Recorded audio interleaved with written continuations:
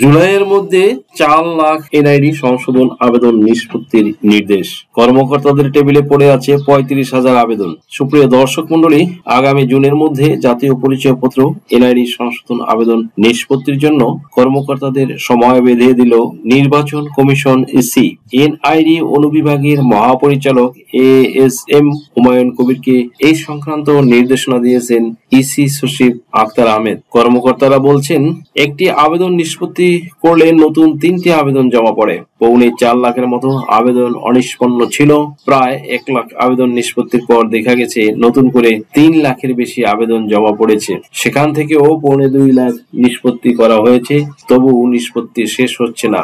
EC সচিবের নির্দেশনায় বলা হয়েছে 2011 সালের 1 জানুয়ারি থেকে 2024 সালের 31 ডিসেম্বর পর্যন্ত 3,78,000 এনআইডি সংশোধন আবেদন অনিষ্পন্ন ছিল। তার মধ্যে ক্রাশ প্রোগ্রাম করে 98,044টি আবেদন নিষ্পত্তি হয়েছে। এছাড়া গত 1 জানুয়ারি থেকে 16 মার্চ পর্যন্ত আবেদন জমা পড়েছে 3,02,266টি।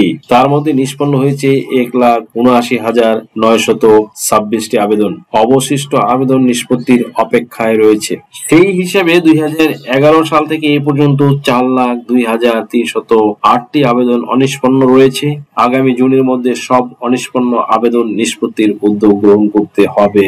বর্তমানে দেশে ভোটার সংখ্যা 12,44,00,000-এর মতো।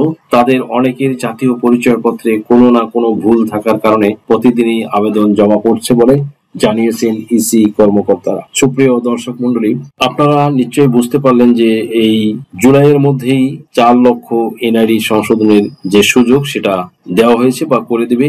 কাজেই এই তত্ত্বাবধায়ক সরকার থাকতে থাকতেই এই আপনাদের এনআইডি কার্ডের সমস্যাগুলো সমাধান করে নিন। কারো পিতার নাম ভুল থাকে, মাতার নাম ভুল থাকে, নিজের নাম ভুল থাকে এনআইডি কার্ডে, শিক্ষাগত যোগ্যতা অবাঞ্ছিত ভাবে উঠে থাকে, যেমন সে ফর লাইক আপনার শিক্ষাগত যোগ্যতা 8ম শ্রেণী বা 5ম শ্রেণী দেখে গেল এখানে মাধ্যমিক বা উচ্চ মাধ্যমিক উঠে আছে, এইসব ভুল থাকে। দেখা গেল যে জন্ম তারিখে ভুল হয়ে থাকে, কারো 5 বছর 10 বছর 15 বছরের বয়সের ব্যবধান থাকে। এগুলো আপনারা অতি সত্বর আপনারা কাগজপত্র কালেক্ট করে আবেদন করে সংশোধন করে নেবেন। তবে শুধু আবেদন করলেই হবে না বন্ধুরা, আবেদন যাতে গ্রান্ট হয়, আবেদন যাতে খারিজ না হয়, আবেদন যাতে পেন্ডিং না থাকে সেদিকে খেয়াল রাখতে হবে। আপনারা এই জন্য যথোপযুক্ত ডকুমেন্টস দিয়ে আবেদন করবেন। তার মধ্যে অন্যতম গুরুত্বপূর্ণ একটি ডকুমেন্টস হলো এফিডেভিট বা হলফনামা। এগুলো একজন আইনজীবীর মাধ্যমে তাদের সাথে কথা বলে আইনজীবীর মাধ্যমে আপনারা এই হলফনামা 300 টাকার স্ট্যাম্পে হলফনামা করে আপনারা হলফনামা, জন্ম নিবন্ধন সার্টিফিকেট, চেয়ারম্যানের নাগরিক সনদপত্র, ইচ অ্যান্ড এভরিথিং দিয়ে আবেদন করবেন। আবেদন করলে আপনাদের ভোটার আইডি কার্ড নিশ্চয়ই সংশোধন হয়ে যাবে। এমন বহু মেসেজ দেশে এবং দেশের বাইরে থেকে বিভিন্ন ডিস্ট্রিক্ট থেকে আমার কাছে আসছে। তারা এনআইডি কার্ড সংশোধনের জন্য হলফনামা নিয়ে আবেদন করার পরে তাদের এনআইডি কার্ডের ভুল সংশোধন হয়ে গেছে। সুপ্রিয় দর্শক মন্ডলী, এরপরে আলোচনা করব যে এনআইডি কর্মকর্তাদের টেবিলে পড়ে আছে 35,000 আবেদন। জাতীয় পরিচয়পত্র এনআইডি সংশোধনের 35,000 আবেদন কর্মকর্তাদের টেবিলে এখনো পড়ে আছে। সবচেয়ে বেশি আবেদন পড়ে আছে কুমিল্লা অঞ্চলে। নির্বাচন কমিশনের ইসি এনআইডি অনুবিভাগে তৈরি করা হয় এক প্রতিবেদন থেকে বিষয়টি জানা গেছে। ইসির প্রশাসনিক 10টি অঞ্চলের মধ্যে রংপুর অঞ্চলে আবেদন পড়ে আছে 735টি, রাজশাহী অঞ্চলে 510টি, খুলনায় 343টি, বরিশালে 1,365টি, ফরিদপুর অঞ্চলে 1,228টি, ময়মনসিংহ অঞ্চলে 1,284টি এবং ঢাকা অঞ্চলে আবেদন পড়ে আছে 3,896টি। এছাড়া কুমিল্লায় 13,936টি, সিলেটে 1,318টি ও চট্টগ্রামে 9,935টি আবেদন কর্মকর্তাদের টেবিলে পড়ে আছে। ভিউয়ার্স, ইসির এক কর্মকর্তা জানান, কোন ব্যক্তি আবেদন করলে সমস্যা ধর্ম অনুযায়ী প্রথমে ক্যাটাগরি করতে হয়, অন্যথায় সফটওয়্যারে সংশোধনের কার্যক্রম শুরু হয় না। আর 10 অঞ্চলে এমন আবেদন সংখ্যাই হচ্ছে 35,000। এনআইডি মহাপরিচালক এএসএম হুমায়ুন কবির এ বিষয়ে বলেছে, আবেদন টেবিলে ফেলে রাখা যাবে না। আমরা সব আবেদন দ্রুত নিষ্পত্তি করার উদ্যোগ নিয়েছি। এই বিষয়ে ইসি সচিব আখতার আহমেদ বলেছেন, দায়িত্বে অবহেলা করার সুযোগ নেই। তবে অনেকের আবেদন দ্রুত নিষ্পত্তি না হওয়ার পেছনে কোনো না কোনো কারণ থাকে। হয়তো অপ্রয়োজনীয় তথ্য কিংবা প্রমাণাদি দেওয়া হয় না, তবে ইচ্ছাকৃতভাবে কেউ সেবা গ্রহীতাদের ভোগান্তিতে ফেললে সেভাবেই ভাবতে হবে। সর্বশেষ হালনাগাদ অনুযায়ী বর্তমানে দেশে মোট ভোটার সংখ্যা 12,37,32,274 জন।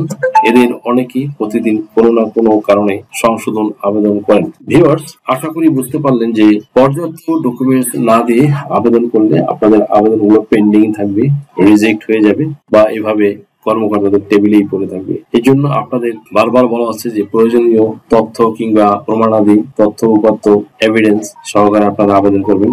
যেমন বয়স সংশোধনের ক্ষেত্রে যেসব ডকুমেন্টস লাগে, তারপরে সম্পূর্ণ নাম সংশোধনের ক্ষেত্রে যেসব ডকুমেন্টস লাগে, তার মধ্যে অন্যতম গুরুত্বপূর্ণ হলো কোর্ট এফিডেভিট বা হলফনামা, যেগুলো একজন আইনজীবীর মাধ্যমে আপনারা করে নেবেন। আইনজীবীটা করে দিয়ে 370 টাকার স্ট্যাম্পে এবং আপনাদের ছবি সংযুক্ত করে ম্যাজিস্ট্রেটের মাধ্যমে এটা অ্যাটাস্টেড করে দেবে কোর্ট থেকে। দেন এটা দিয়ে সাথে যে আনুষঙ্গিক আরো যে ডকুমেন্টস, যেমন ধরুন সেভ ফর লাইফ, আপনার জন্ম নিবন্ধন, চেয়ারম্যানের নাগরিক সনদপত্র, পারিবারিক সনদপত্র হতে পারে, ওয়ারিশ সনদপত্র হতে পারে, শিক্ষাগত যোগ্যতার সনদ, এবং বয়স প্রমাণের ক্ষেত্রে সিভিল সার্জন কর্তৃক রেডিওলজিক্যাল টেস্ট রিপোর্ট নিয়ে আপনারা একত্র করে স্ক্যান করে একটা কম্পিউটারের দোকান থেকে বা যদি নিজেরা পারেন নিজেরাই ঘরে বসে আবেদন করে দিবেন।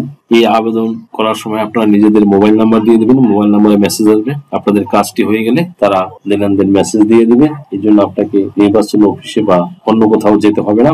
এমন অনেকেরই এনআইডি কার্ড আবেদন করার পরে জন্ম নিবন্ধন দিয়ে এবং আদার ডকুমেন্ট দিয়ে ইচ এন্ড এভরিথিং এবং কোর্ট এফিডেভিট দিয়ে আবেদন করার পর তাদের এনআইডি কার্ড কিন্তু দেন সংশোধন হয়ে যাচ্ছে, এমন মেসেজ কিন্তু আমার কাছে প্রতিনিয়ত আসতেছে। সো আপনাদের আমি এনকারেজ করব যে এই স্বল্প সময়ের মধ্যে আপনারা দ্রুত আবেদন করে আপনাদের এই সুযোগটি কাজে লাগান। হেলায় হারাবেন না, অবহেলা করবেন না। কাজেই যদি প্রয়োজন হয় স্ক্রিনে দেওয়া নম্বরে যোগাযোগ করতে পারেন। সো আমার কাছ থেকে এফিডেভিট বা হলফনামা নিয়ে আবেদন করার পরে 1 মাসের মাথায় তার এনআইডি কার্ডটি সংশোধন হয়ে হাতে পেয়েছে। এই ভদ্রলোক, ওনার পিতা থাকে দেশের বাইরে, তো ওনার পিতা নাম হলো রফিকুল ইসলাম। তিনি একদিন আমাকে ওনার রফিকুল ইসলামের ছেলে থাকে বাংলাদেশে, কুমিল্লার নিবাসী, কুমিল্লা জেলার বাসিন্দা।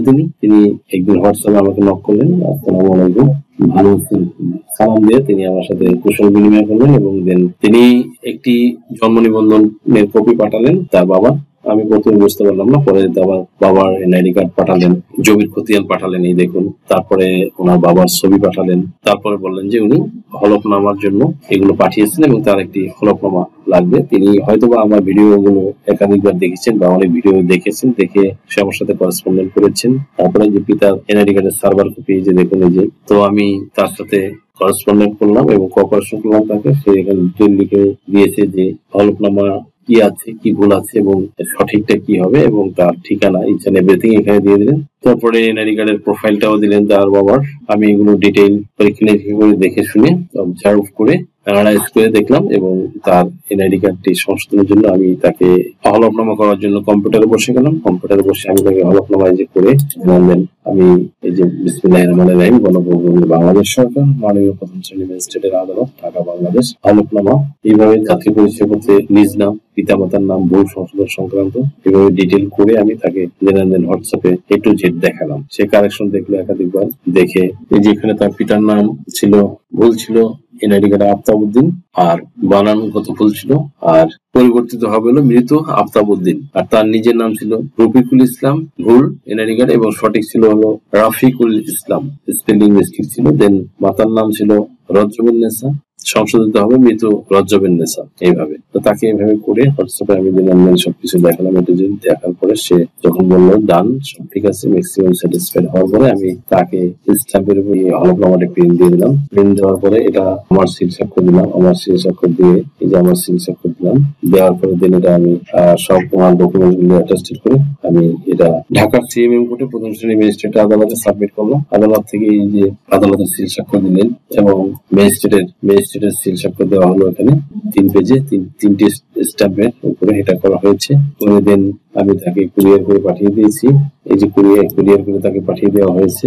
কুরিয়ার করে পাঠানোর পরে দেন উনি এটা পেয়ে আমাকে ফোন দিয়েছে যে আমি এটা পেয়েছি এবং অলরেডি আমি আবেদনও করে দিচ্ছি। সে আবেদন করে দেওয়ার পরে পরে সেই আবেদনটি গৃহীত হয়েছে এবং তার এনআইডি কার্ডটি সংশোধন হয়ে তার বাবার এনআইডি কার্ডটি তারা পেয়ে গেছে। দেন আমাকে সে ফোন করে জানিয়েছে। আমি খুবই এক্সাইটেড তার এই নিউজটা পেয়ে এবং খুবই সাধুবাদ জানাই তাকে। এমন প্রতিনিয়তই বিভিন্ন ডিস্ট্রিক্ট থেকে আমাকে এখন জানাচ্ছে। আগে একটু ডিফিকাল্ট ছিল, বাট এখন তত্ত্বাবধায়ক সরকারের সময় এটা একটু শিথিল হয়ে গেছে, একটু ত্বরান্বিত হয়ে গেছে, কাজগুলো একটু দ্রুত হচ্ছে। এটা আপনাদের জন্য একটি খুশির সংবাদ, শুভ সংবাদ। আপনারা এই সুযোগটা হারাবেন না, সুযোগটা কাজে লাগাবেন বলে আশা করি। সুপ্রিয় দর্শক মন্ডলী, আশা করি আজকের ভিডিওটি থেকে আপনারা সামান্যতম হলেও উপকৃত হয়েছেন। যদি ভিডিওটি আপনাদের সামান্যতম উপকার আসে তাহলে রিকোয়েস্ট করবো চ্যানেলটি লাইক, শেয়ার, কমেন্টস এবং সাবস্ক্রাইব করে পাশে থাকা বেল আইকনটি প্রেস করে দিন, যাতে পরবর্তী ভিডিওর নোটিফিকেশনটি খুব সহজেই পেয়ে যান। সো আজকের মতো এখানে শেষ করছি। দেখা হবে অন্য কোনো দিন, অন্য কোনো ভিডিওতে, অন্য কোনো আইনি কন্টেন্ট নিয়ে। সেই পর্যন্ত সকলে ভালো থাকুন, সুস্থ থাকুন, নিরাপদে থাকুন। আবারও সবাইকে ধন্যবাদ জানিয়ে এখানে শেষ করছি। আল্লাহ হাফেজ।